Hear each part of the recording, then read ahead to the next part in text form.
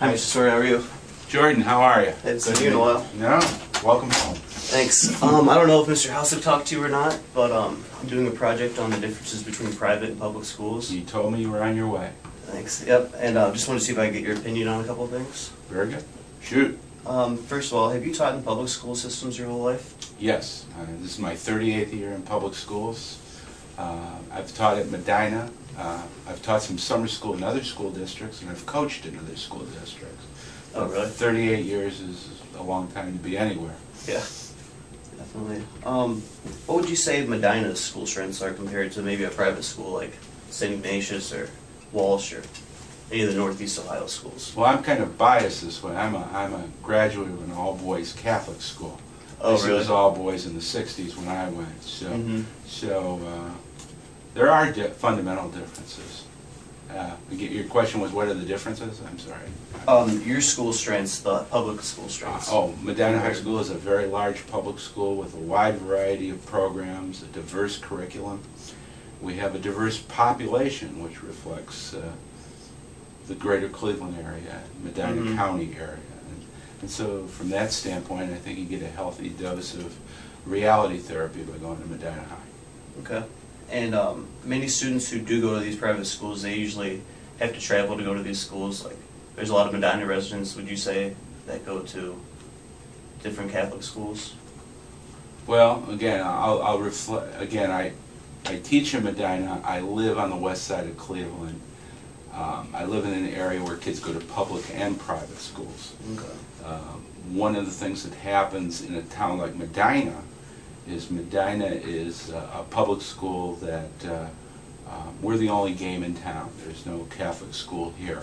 Kids come to Medina. This is the focal point of student high school life is right here. And the same with other towns, Medina, Brunswick, Strongsville, Berea, just go along the interstate. Where I live, in the suburbs, you know, my son went to a public school.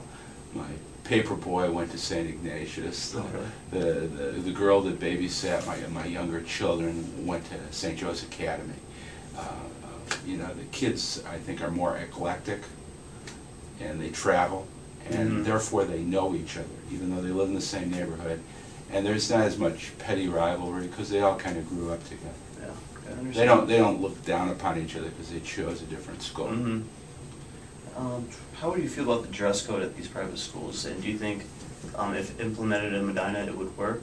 Well, I think private schools, Catholic schools, the uniform, I think that's going to be the way of the future in public schools. You're seeing today public schools across the country and now regionally here in Northern Ohio adopt uniforms or dress codes or polo shirts or sweaters or school colors.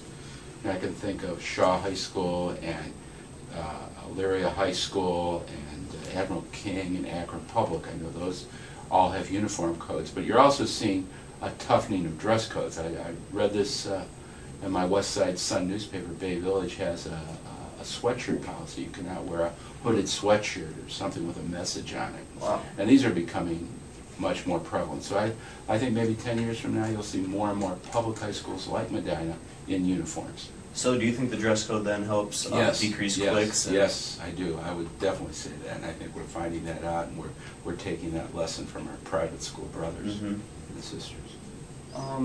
As a faculty member, do you think that the private school's high tuition, do you think that is worth their education? And exactly where does the tuition money go? Well, tuition probably goes for maintenance of the buildings, development of the curriculum, pay the teacher's salary, insurance, all the things that it would go for in any organization. If you talk to those parents that write the checks, you would find out there's a tremendous loyalty in public schools. A student's father went to that school, or their mother went to an all-girls Catholic school, or that, and they take great pride in it, and they don't read the menu from right to left. They say, well, my kid's going to go to Ignatius. On the other hand, is it worth it? Boy, that's a tough question, because we put out an awful good product too here in the public sector. Do teachers' salaries, is there a big difference between the two? take-home pay, there isn't a lot of difference in salary. Where you see differences is in benefits. Okay. You know, our state teacher's retirement is much better than Shelta, which is the Catholic school one. There's a lot more security in a public school system where you have some teacher tenure laws to protect you. You don't have that in any kind of private institution or private business. Okay. Obviously, with the high school's population growing, how would you say this affects the quality of education that our students receive here? Well, we're in a, when I started in '72, we used to graduate about 250 kids a school year. Now we're up to 600. 250 to 6. Wow. It has. Now that's over a whole career. But Medina is a boom town. I would much rather teach in a school with about 300 to 350 graduates in a class. I think I could do more for them. I could get to them. I've had a change in my alphabet this year, and it's taken me all year to just introduce myself to the kids, and I don't even know. So they would grasp more, you think, just from having more teachers per students and just getting to know I think by everyone lowering the population, you create a personalized high school, and the kids can have more opportunities. Opportunities, do you mean as in sports? Or In everything, you know, not just sports. You know, obviously, if you go to a big high school, there's one quarterback. Two high schools, there'd be two, but mathematically, there's 6 cheerleaders versus 12, 24 kids in the show choir versus 48. If Medina had 2 high schools, we could offer much more opportunities to kids, and kids would take with them greater memories. We might not win the state championship or this or that, but the kid had a chance to compete. We're not winning the state championship in football anyways. We made the playoff once in my career. Yeah, because I'm sure there's a lot of athletes that could play Division III but might not get noticed, maybe at Medina. Well, I don't know, you know. The college coaches work at finding the athletes. Yeah. They work at that.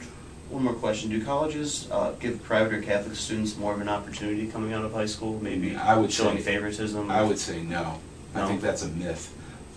I think National Merit Finalist commands the respect of all admissions counselors, and your transcript and your grades and your GPA, the way you interview, the way the essays are written speaks volumes about the applicant to the admissions office and the scholarship committees. Okay. I think that's about it. If there's anything else you'd like to add. No, well, I wish you. It's good to see our graduates Thanks. out there in college plugging away, kid. I'm trying to. All right, appreciate it for your time. Nice seeing you. You too. Sure. I think that went good.